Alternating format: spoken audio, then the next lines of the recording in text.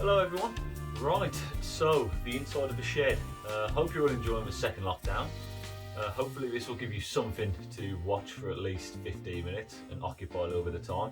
But in this episode I'm going to do a slideshow again and show how I built the inside of a shed. And then that's not going to take too long, and then I get to do a tour of the shed and the summer house and show you all of the trinkets and nonsense and things I've collected over the years. So hope you enjoy it. Again, any questions let me know, but that's about it.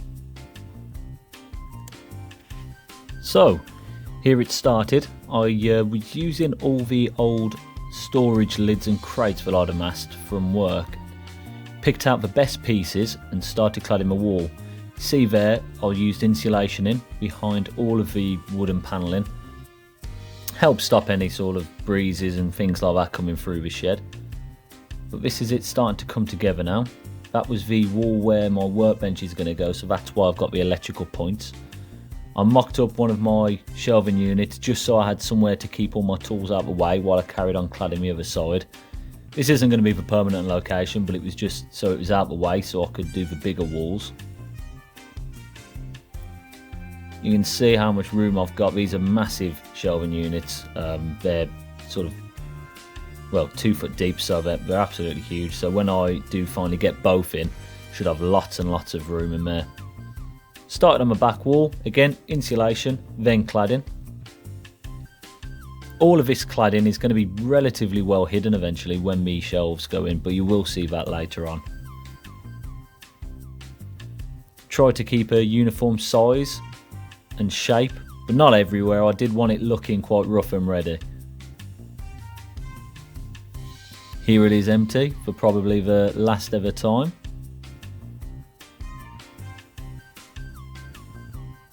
You can see quite a lot of room, but eventually when I do get my workbench in and the shelving on the other side, as it will be there, it does start to feel a little bit small, but it's still a massive space. I can't really complain.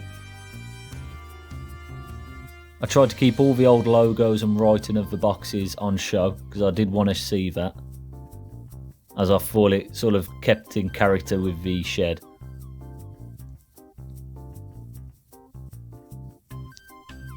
So here I am drying out some timber that had been left outside. The only problem with doing what I've done is that you do get a lot of old timber that needs a bit of TLC. But the hardest job here when using this was trying to figure out which lengths to use, because they're all tiny different sizes. But if I was to just use any old pieces, I'd have ended up with loads of waste. So I wanted to try and be as careful and considerate when using the pieces as possible to get as much out of them. You'll see I managed to get the left wall here and the right wall completely finished in this wood. Used the cleanest stuff on that wall, and then on this wall I used the stuff that had been left outside, which was water damaged. But actually, as you see the wall coming along, I actually quite like the effect it gave in the end. So I don't think I'm going to sand that down at all. I think I'll leave it as it is. So that was all of the wide pieces that I'd got left.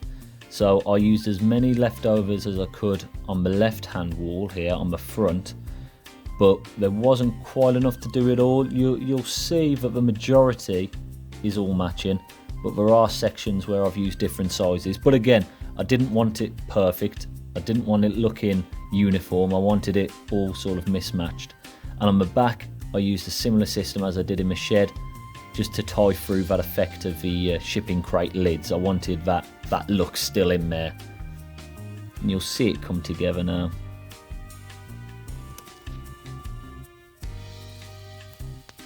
So before I show you all the good stuff in my shed, I wanted to show you that I'm still really cheap. I drove past this on someone's drive, an old writing desk, and I thought, you know what, that would make the perfect bar for the shed.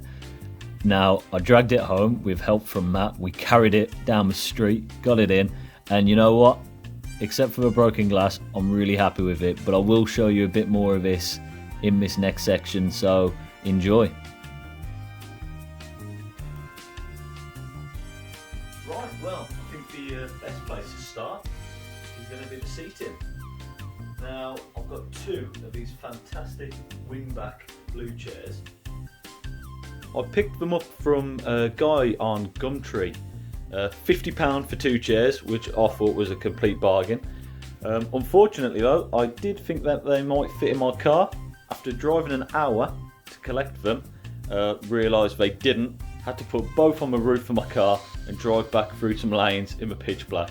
Bit of fun, but they got home in one piece, so still a result. But what good is a comfortable chair without somewhere to rest your drink? So in the middle you can see here is a cotton reel, a large wooden reel from some leftover work that had been done at my work. I've got 2 coasters. Now the coasters are made from tiles that I found underneath the swimming pool on a holiday that we went to, so I brought them back as souvenirs. Obviously on an evening when it gets dark you need some sort of lighting, so here you can see an old projector, or a slide projector I picked up from, I think it was a car boot, and when you turn it on you can't really see, but its blank slide projects this sort of cool kaleidoscope colour, and on an evening it works as a fantastic little side light. Not too bright, not too dim, and a bit different. Now on the subject of lighting, every shed needs a sign, so here's my sort of Mark 1 for my shed sign. Just drew it out myself, made a little light ring round it. It's not finished, I think I'd like to sort of paint it up, but yeah, I'm quite happy with it actually, and I've mounted it on 2 hooks, so you still get that swing even when there's no wind. And again, what use are comfortable chairs and a good table if you've got nowhere to store your drinks? Now, as you might have seen earlier, picked this up off the side of a road. It's certainly not complete yet, just the start of a project, but I think it will work fantastically as the shed minibar. I'll replace the glass in here with some acrylic, so hopefully I can store drinks in this side. And then over here we've got storage for my little drink bin that I picked up at an antique shop. But ample room for all my Strongbow and Strongbow accessories. So, Strongbow accessories. To start with, we've got the little Bulmer's woodpecker. Now I know this isn't Strongbow, but it's cider and it's allowed. That was a lovely gift from Dave at Carpet and Flooring just before I left. We've got the ashtray from my nan and granddad's house. In the back, I will be turning that champagne bottle into a lamp. I've got some parts coming, so as soon as they arrive I might film me doing that, but that's the idea of that, put one of those vintage bulbs in. The illuminated Strongbow sign, another fantastic little find from China there, brand new, which is just crazy that people are still making these types of things, but really like that, and it goes perfectly with the Strongbow tray that I picked up again in a little antique store. Now, no shed would be complete without the proper signage. Now, we've got a disclaimer for any loss of coats, beautiful coat hooks either side of the door, and then on to the wall of cameras, I'm going to call it, camera stuff, things that I just like the look of. So let's take a look at this. Right, so starting down here with the Polaroid, that Polaroid I still use, I still buy film for that one. Picked that up at a car boot sale for 50p, so one of my better buys. Old cassette sort of boom box, can't remember if this one works or not, so I might have to have a look at that, get it up and running. And then yeah, so this is the collection of cameras, Polaroids, light detectors, flashes, bellows camera there, old recorder there. I don't really know why I like them, but just something about it really, and I think altogether it's made quite a nice little collection. To say I don't know anything about any of them. Still on my back wall, gotta represent Birmingham in here a little bit. Got this cool vintage map, I think it was about 25p, but I really like the look of it. There's Birmingham city centre and the one-way systems. There was a date on it, I can't remember when it was from, but I can't imagine any of those roads are still the way they used to be. But I do quite like it in the corner there. Now, talking about wall hangings, so on this side, haven't got much up yet, but found that in antique shop, Grandad's Attic down in Stourbridge. Now, I don't really know what it is, but I just thought it looked pretty cool. So we've got him hung up next to my granddad's old ammo belt for his shotgun. So that sits alongside. Little sort of religious emblem thing there. But that's going to be above the fridge to obviously keep the cider supplies safe. Got a speaker coming through from the other side. Made this little speaker box ages ago from an old wooden box, but I am probably going to change the sound system in here at some point. Onto sound systems. So sat in the corner here, we've got the sort of wireless Bluetooth speaker systems I used to build. I'm probably going to come back to these because I'm not sure if they're still working or not, and I'd like to upgrade them to battery operated as well as mains. But I used to make them from old military boxes. We were working on a house once for he was a hoarder, and when we cleared the house out we just found loads of these types of boxes, so I've still got a few in reserve, so I'd like to make a few more of those. Sat on the bottom is an old bush radio my dad brought me. Again, it'd be quite cool to bring that back to life. I think it's got a really nice look to it. Can't forget the family photo. Got to be one of the coolest family photos I think out there. Absolutely love that. And that's about it. That's the Summerhouse. Still got to put the floor down. Got a couple of packs of laminate flooring to do that with. Might put either a bit of carpet down here, a bit of sort of entrance matting, something a bit more durable. But either way, the concrete base at the moment's fine, so it's still usable. It's just going to be nice to have a bit more of a solid floor. Again, might even be able to add some more trinkets and nonsense as the time goes by, but that's about it in here. So probably show you the shed side, not half as fun or interesting, but we'll do a quick tour of that now. Now, you'll have to excuse the mess. It is still a work in progress and the organising and tidying isn't done, so bear with me. But yeah, let's go through it. So radio over here to start, donated to us from Natalie's auntie. It was absolutely brilliant, and I did manage to sort of break it a little bit, sorry Jackie, but yeah, it still works, so keeps me entertained down here. We've got a sort of car wall coming together with all the little bits. Got the VW horseshoe for Natalie's little Beetle.